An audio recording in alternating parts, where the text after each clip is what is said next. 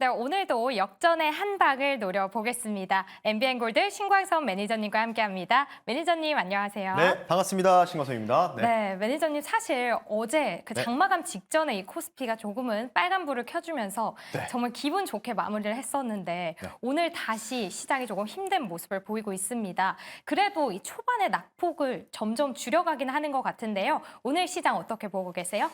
사실 아침에 장 시작 전부터 좀 불안한 뉴스들이 좀 보도가 됐었죠. 뭐 후티 반군 네. 이야기도 있었지만은 결정적으로 우리나라가 휴전 국가다 보니까 김정은 국무위원장의 이 헌법상 관련된 코멘트들 그리고 표기, 이 삽입 관련된 이런 조항들이 좀 나왔었죠. 정확하게 말씀드리면 적대국 관련된 부분을 명시를 했었고요. 그리고 추가적으로 대한민국을 완전히 점령하겠다. 전쟁이 네. 발발 시.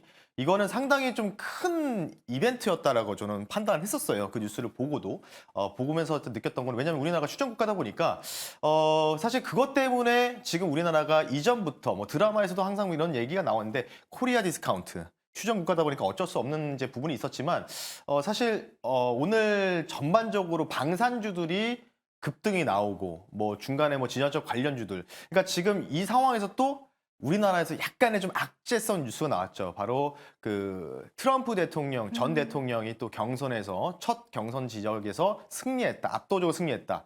요것 때문에 이제 이게 현재 지금 한국, 미국, 일본, 대만 이 칩4 동맹 라인이 바이든 대통령이 현재 지금 바이든 정부가 그 끌고 가는 이 정책 중에 하나인데 트럼프 대통령이 갑자기 강력한 경쟁자로 떠오르다 보니까 약간 이 칩4 동맹이 약화될 수 있는 가능성이 있다 하면서 오늘 전반적으로 반도체 종목들 위주로 좀 빠지고 있다. 그래서 어찌됐든 간에 사실 좀 큰 뭔가 악재성이 좀 나왔는데 이게 뭔가 이제 예전처럼 단발성으로 끝나지는 않을 것 같아요. 특히 북한발 진화적 이슈는 상당히 좀 큰 뭔가 정말 뭐 제가 화가 날 정도로 그 발언을 듣고 화가 날 네. 정도로 좀 그런 좀 무시무시한 발언이 나왔기 때문에 이 부분들은 우리가 좀 자시하지 않아야 된다. 어찌됐든 간에 역전의 승부사는 뭐 정치적 뭐 이런 뭐 국방적인 뭐 이런 부분이 아니니까 결국은 경제TV에서 어떤 종목들 또 어떤 섹터를 또 피하고 골라야 되는지를 또 잠시 뒤에 명확하게 또 짚어드릴 테니까요. 잠시 뒤에 말씀 한번 드려볼 수 있도록 하겠습니다. 네, 지금 계속해서 말씀해 네. 주시고 있는 이 전쟁 리스크인데요. 어제 저희가 한번 리뷰를 했습니다. 네. 이 대성에너지를 어제 리뷰를 했는데 오늘 한 번 더 해볼까 해요. 네. 일단 우선 좀 전에 얘기를 해보자면 이 홍해에 관련된 리스크가 있기 전부터 매니저님께서 유가 그리고 천연가스가 오를 거다라면서 이 대성에너지 이 대형주를 또 가지고 오셨거든요. 그런데 1차 목표가를 무려 일주일 만에 저희가 네. 터치를 했고 어제는 상한가를 기록을 했었죠. 네, 맞습니다. 그런데 지금은 살짝 조정을 받고 있습니다. 그래도 전쟁 테마가 계속해서 조금 쉽게 꺼지지 않을 것 같은데 2차 목표가까지 가져가도 될까요? 네, 사실 어제 사실은 저희 방송이 끝나고 나서 이 종목의 상한가를 찍고 끝났었습니다. 네. 종가의 상한가를 도달하고 끝났고요. 사실 뭐 운이 좋게도 거래 기준으로 한 7거래일 기준으로 상한가를 찍고 그리고 오늘 추가적인 상승이 좀 나오다가 지금 보면은 마이너스 한 8, 9% 정도 하락이 좀 나오고 있죠. 지수가 안 좋을 때 이제 좀 법칙이 된 것 같습니다. 공급망 이슈 관련된 지하철 리스트. 지수가 안 좋을 때는 약간 이런 느낌이죠. 방산, 그리고 해운, 그리고 에너지, 가스 관련주들 이쪽이 좀 움직인다. 근데 만약에 이쪽이 떨어지면 지수가 좀 반등이 나오는데 지금 약간 좀 멜랑콜리하죠. 이유가 뭐냐면 지수는 상승폭을 반납을 좀 다시 반등폭을 반납하고 있으면서 이쪽은 다시 또 밀리고 있어요. 네. 상당히 좀 투심 자체가 이러면 사실 좀 최악이거든요. 자, 그럼에도 제가 오늘 이 종목 한 번 더 리뷰하는 이유는 뭐냐면 또 갈 것 같다. 이런 말씀을 드리고 싶기 때문에 한 번 더 리뷰하는 차원에서 강조드리고요. 대성에너지를 기준 종목을 하지만 전반적으로는 이거 말고도 해운과 방사는요. 제가 판단했을 때는 이게 오늘 하루 단발적인 이슈로 끝날 것 같은 종목과 섹터는 아니라는 거를 강조해드리고 싶기 때문에 말씀드리고요. 네. 2차 목표가를 제가 어제 13,900원을 좀 제시드렸는데 오늘 초반에 좀 치고 가다가 방산주들이 북한발 이슈 방산주들이 너무 치고 가다 보니까 그쪽으로 숲소리 나오면서 13,330원까지 올라가다가 좀 밀렸는데 이 종목은요. 일단 2차 목표 가격까지는 계속해서 우리가 들고 가야 된다라고 말씀드리고 싶고요. 네. 왜? 이렇게 정배열이 전환된 상태에서 거래량이 산발적으로 지금 발생한 흔적들이 여러분 보이실 겁니다. 그러면 이게 뭐 100%는 아니지만 제가 판단했을 때는요. 이 정배열 구간에서 거래량이 산발적으로 터졌을 때는 오히려 기간 조정이라든지 지금 만약에 이게 가격 조정이라면 딱 절반 나왔거든요. 상한가 물량의 절반 정도 나왔기 때문에 만약 이 절반 라인만 깨지지 않는다면 추가적으로 다시 상승할 가능성이 있다라고 좀 볼 수 있어서 공급망 이슈, 지정학 리스크 함부로 끝날 이슈가 아니고요. 그리고 특히 주목해야 되는 부분들은요.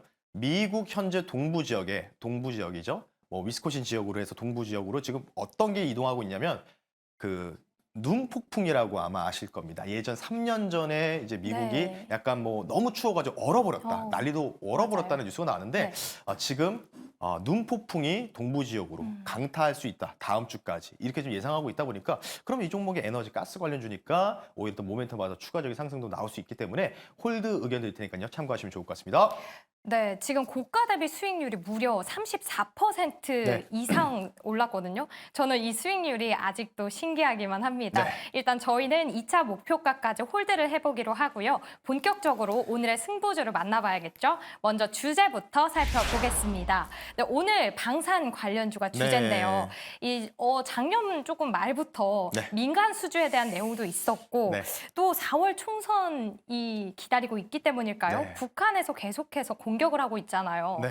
네, 어떻게 보세요? 사실 이제 제가 이거 말고 사실 역전의 승부사가 참 아침이었으면 좋았지 않았을까. 아, 네. 이런 생각이 좀 들어서 조금 아쉬웠긴 한데 조금 이제 장 끝날 때쯤에 이제 종가 베팅하는 쪽에 이런 좀 무게를 두다 보니까 제가 이제 개인적으로 이제 다시 이제 진행하고 있는 7시 20분에 메아리라는 이제 그 매경 아메리카 레포트 네. 유튜브 채널에서 이 뉴스 보도되고 방산주를 뭐라고 했었냐면 2배 정도는 갈 거다라고 오, 말씀을 드렸거든요. 네. 그래서 저는 이 기조 그대로 끌고 간다라고 말씀드리고 싶기 때문에 승부 의견을 드릴 수 있도록 하겠습니다. 네, 그럼 저희는 방산 관련주를 이 승부를 보도록 하겠습니다. 그럼 본격적으로 오늘의 역전의 승부주 어떤 걸 가져오셨을까요? 네, 일단 대장은 빅텍, 뭐 스페코, 한일단조, 퍼스텍 뭐 쭉 이렇게 여러 가지가 있는데요. 실제로 에너지 넥스원과 이게 사실 찐인데 오히려 마이너스를 기록하는 게 참 아이러니합니다. 맞아요. 근데 이제 저는 여기서 이제 종목을 뭔가 발굴해서 신규 종목을 좀 말씀을 소개를 시켜드리기 때문에 종목 공부를 좀 하다 리서치를 하다가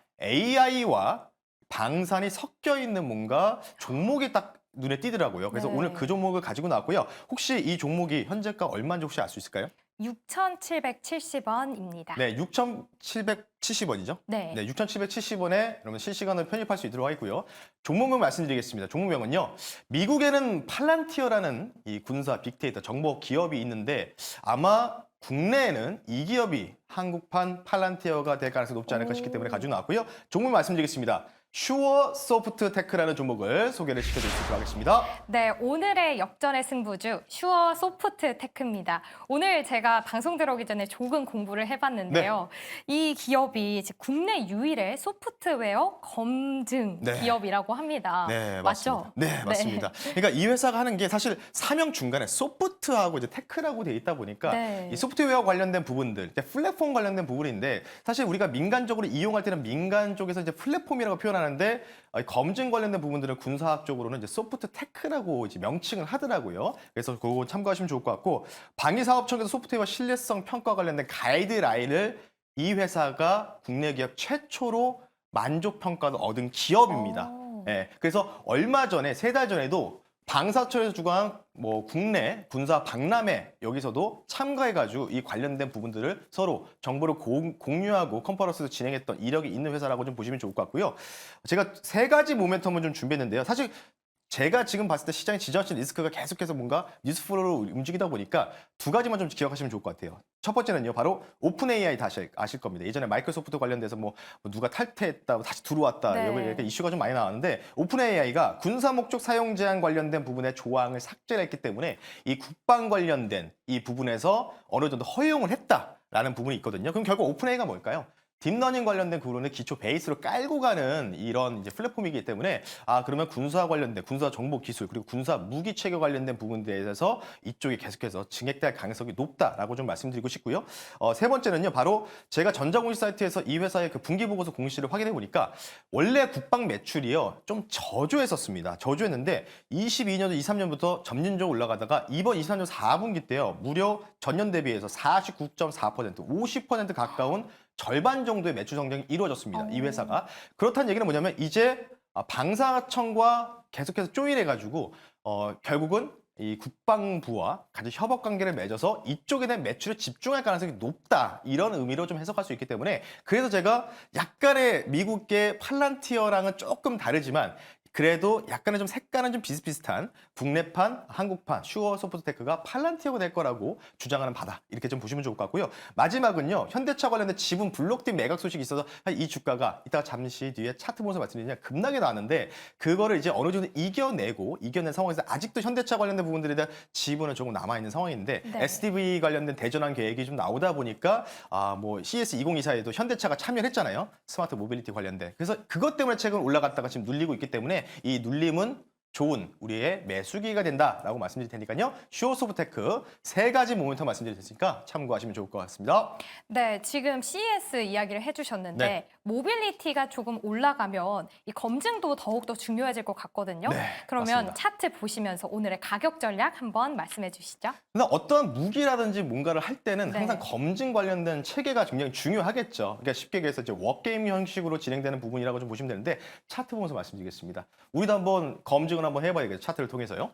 자, 슈어 소프트테크 말씀드리겠습니다. 일단 요때 이제 CS 2024 관련된 이슈로 이렇게 주가 상승이 한 25% 정도 상승이 나왔고요. 그리고 나서 어떻게 됐죠? 가격 조정이 좀 골고루 좀 이루어지는 전방적으로 좀 이루어지고 있다가 지금 약간 아직은 정별 패턴으로 전환되는 분위기는 아닌데 지금 이 구간에서요 그래도 아래 꼬리를 달고 양봉을 만들어주고 있다는 거는 지금 시장 대비해서는 상당히 긍정적이다라고 좀 평가할 수밖에 없기 때문에 저는 이제 목표 가격을 좀 높게 제시해 드릴 텐데 2가지로 나누겠습니다. 1차 목표 가격을요 매물대 체크하시면 좋을 것 같아요. 8,000원대가 매물대가 있기 때문에요. 1차 목표가 7,900원 선을 말씀드리고요. 2차 목표가는요 좀 더 높이 제시해 드릴게요. 9,500원 선 말씀을 드리고요. 손절 가격은 5,900원 선 말씀드릴 테니까 가격 전략 지금 보시면 손절가는 조금 타이트하지만 위로 1차와 2차, 1차 매물대가 돌파 나오면 그 매물대 좌측에 보시면 현대차 블록딜 매각 관련된 이슈 나올 때 개파락 나왔을 때죠. 개파락 나왔을 때 매물이 텅 비어 있습니다. 거기 네. 라인이 2차 목표 가격이 된다라고 말씀드릴 테니까 슈어소프테크 가격 전략 참고하시면 좋을 것 같습니다.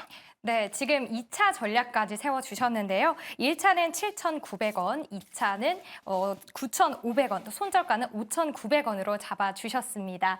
네, 그러면 저 더 좀 네. 알고 싶다, 더 듣고 싶다면 어디로 찾아가야 되죠? 슈어소프트테크를 찾고 또 다른 또 섹터가 어떤 게 움직일 수 있을지 그리고 지금 방금 말씀드렸던 방산, 해운 그리고 에너지, 가스 이렇게 해서 지금 현재 보면 3대장인 것 같습니다.